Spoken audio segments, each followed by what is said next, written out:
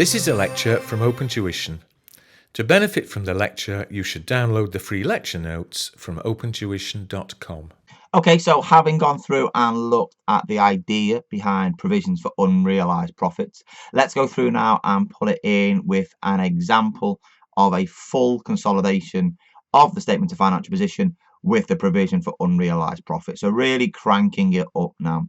So what have we got? As always, read the requirement first. We're told here that we need to prepare the James Group consolidated statement of financial position at the 31st of December, is it 20x5. So that's the reporting date. That's the group statement we need to prepare. And it's the James Group, so we know that James is therefore the parent. Okay. The numbers that we're given are all there in thousands. So we're going to add across 100% of P, 100% of S, the assets, the liabilities. Is it there on a line-by-line basis? We then need to go through there and start looking at the standardized workings for the net assets, the goodwill, the NCI, and the group retained earnings, aren't we? Okay.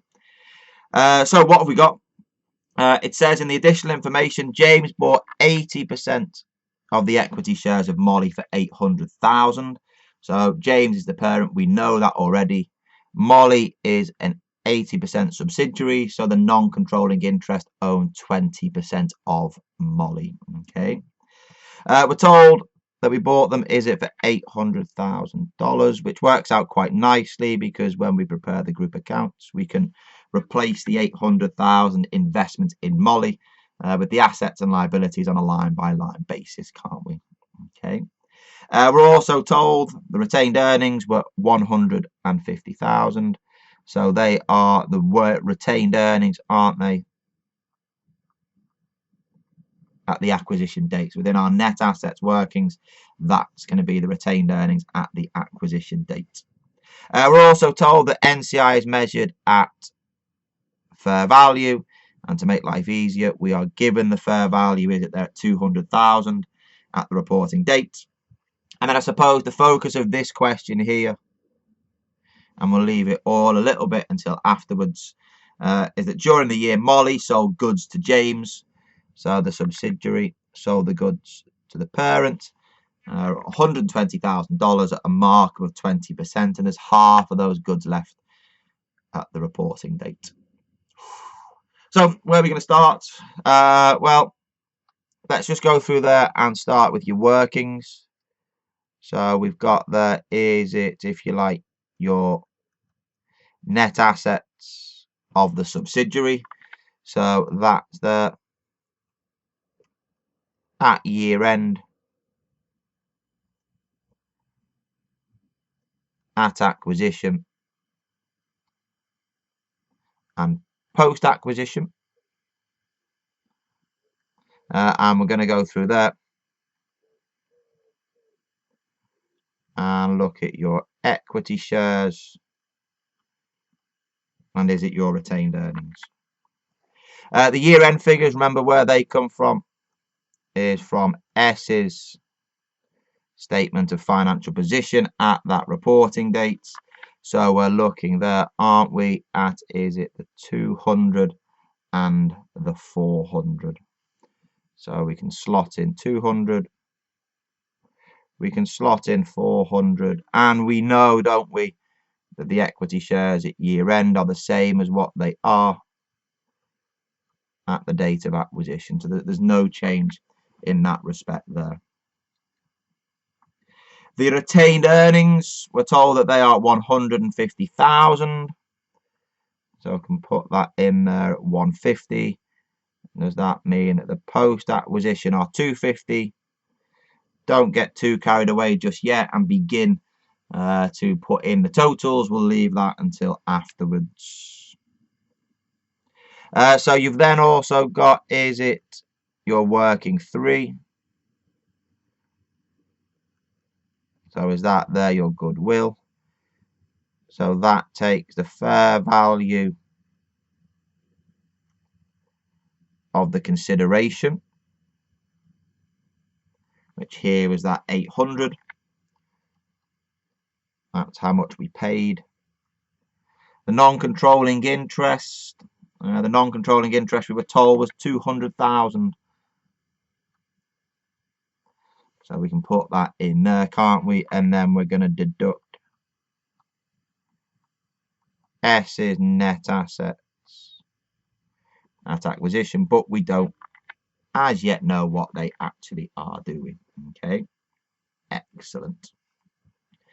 We do, but we just haven't told them. We've then got, is it the non-controlling interest?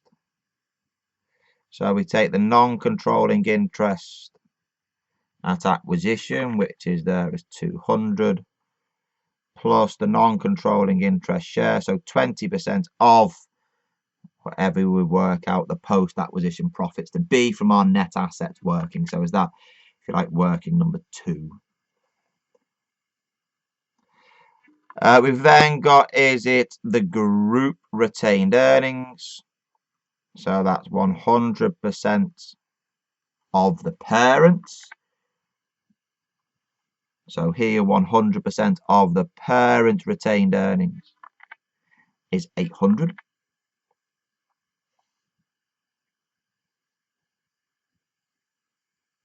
To which we add on 80% of whatever the post-acquisition profits are. Okay. Excellent. There we go. Everybody with it so far? You could start off the consolidation, but let's just start off with the workings just to mix things up. If you do start with the workings in an exam question, that's fine. Okay, you just need to clearly label it up as your workings. Let's just focus now on the inventory perp. Okay, it's that information at the bottom. So first of all, we need to calculate it. What is that inventory perp? So the way in which we do it is we look at cost structures. So we've got revenue, costs, profit. We're looking at thousands, and then we're looking at our percentage markups or margins based upon your cost structure. So let's just do it step by step. So here, what we've got is a 20% markup on your costs. So what you've got there is that your profit is going to be 20% of your costs, and therefore your revenue has to be 120% of your cost, doesn't it? Okay. Everybody happy with that? Excellent. You've done cost structures in previous exams, so such as your management accounting exams. Okay. So we've dealt with the markup. We're told that the amount of goods that were sold were 120,000, but be very careful. We only look at the perp based on what is left in inventory at the reporting date. And here you can see there's only half. Okay. So when you're looking at your cost structure, here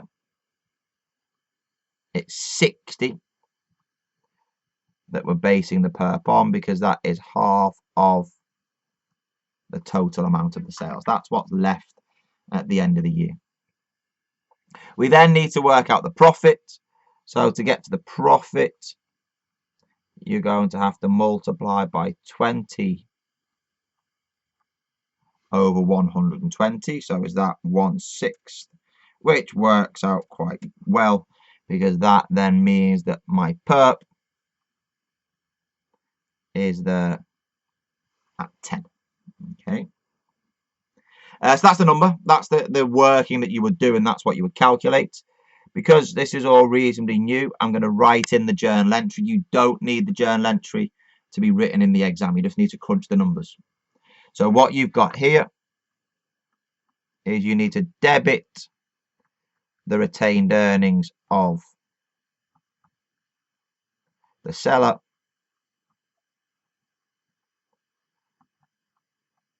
and credit the inventory, because we're reducing the inventory by the amount of profit that has been unrealized, and we're also reducing the retained earnings of the seller. Is it there by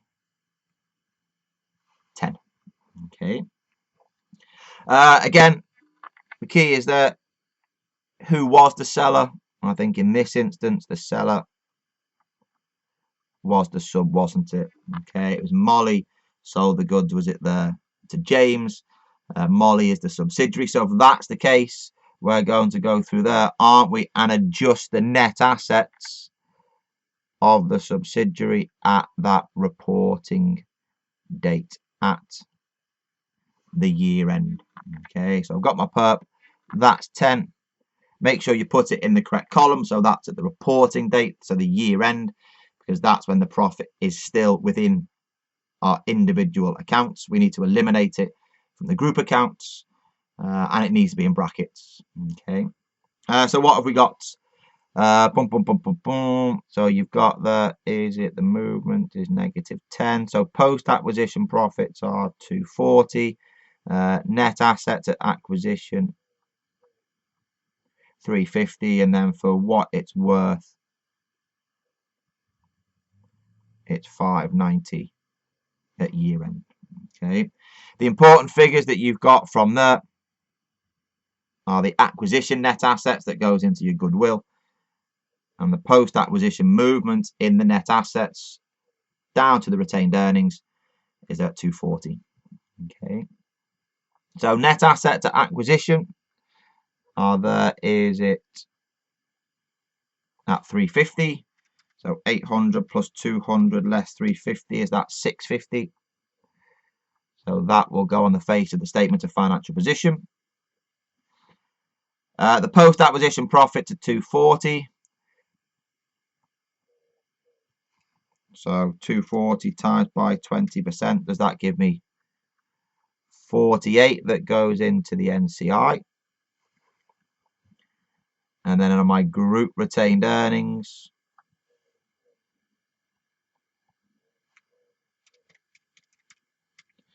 does that give me 192? And 992 is my group retained earnings. Okay, excellent.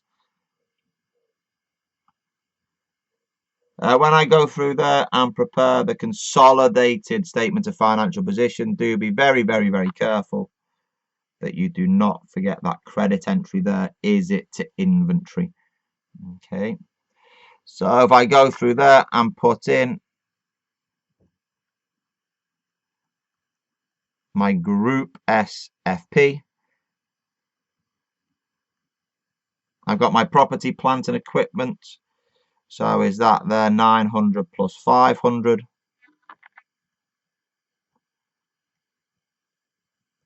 So is that 1,400?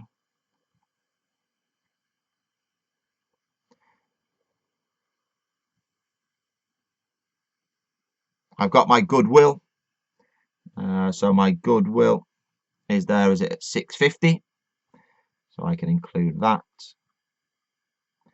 We're not given the current assets, inventory, receivables, cash. We're just giving them in total as your current assets. So that's 700 plus 600.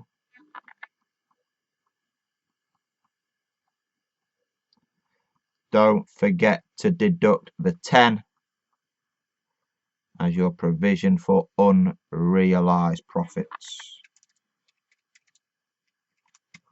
And that gives me there, is it 1290? So my total assets are 3340. Okay. Everybody happy with that? Yeah. Excellent. Again, if you want your goodwill, you can reference. We'll make it there your standard working 3. Okay. I then move into the equity section, don't I? So on the equity section, what have we got? So remember, it's 100% of the parent share capital only.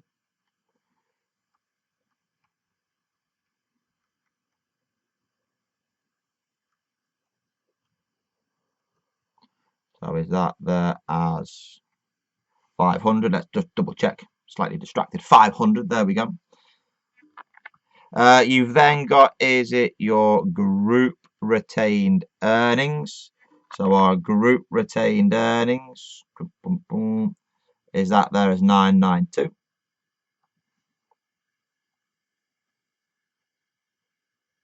Uh, 992 plus 500. Does that give me 1492? So that's the amounts that are attributable to the parent, the owners of the parent. The NCI working 4, group retained earnings working 5. NCI, what have we got? If we go back into our workings, is 248.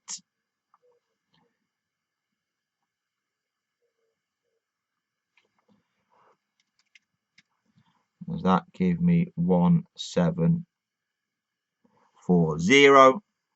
And then I'm just left with my liabilities at the bottom, aren't we? Here you've just got your current liabilities at 1100 and 500.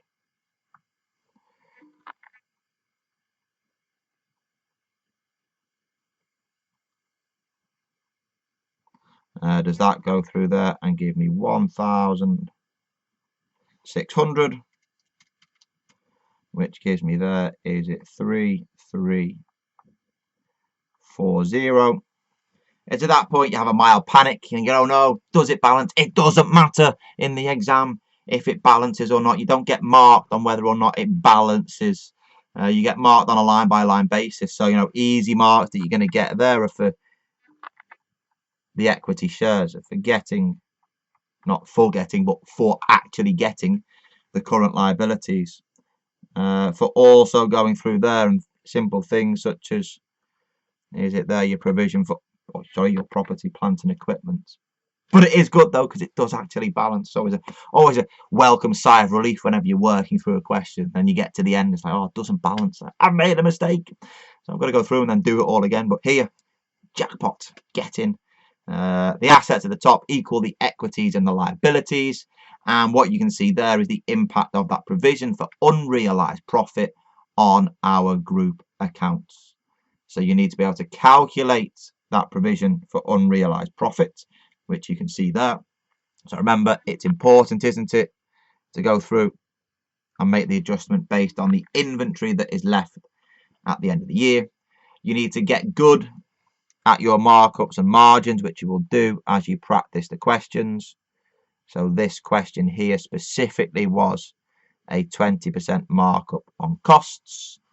And then once you've got that provision for unrealized profit, you don't need to write the journal entry, but that's the process that you need to go through there and think about. Okay, so you're debiting the retained earnings of the seller. So if it's the sub, which it was in this question, that's your net assets working at the reporting date.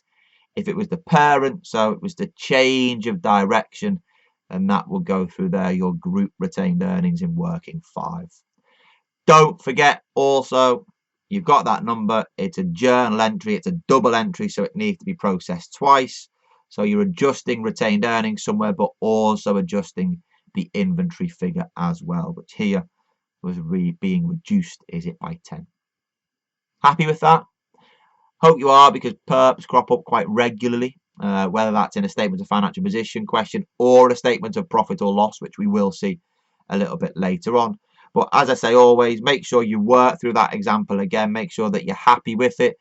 Maybe practice a multiple choice question from your study text or workbook or revision kits. Maybe go through there and do some of the examples that are in that workbook or study text, just to confirm your knowledge and to confirm that you fully understand it. Other than that, if you're happy, I'll see you all shortly on the next lecture. Bye for now.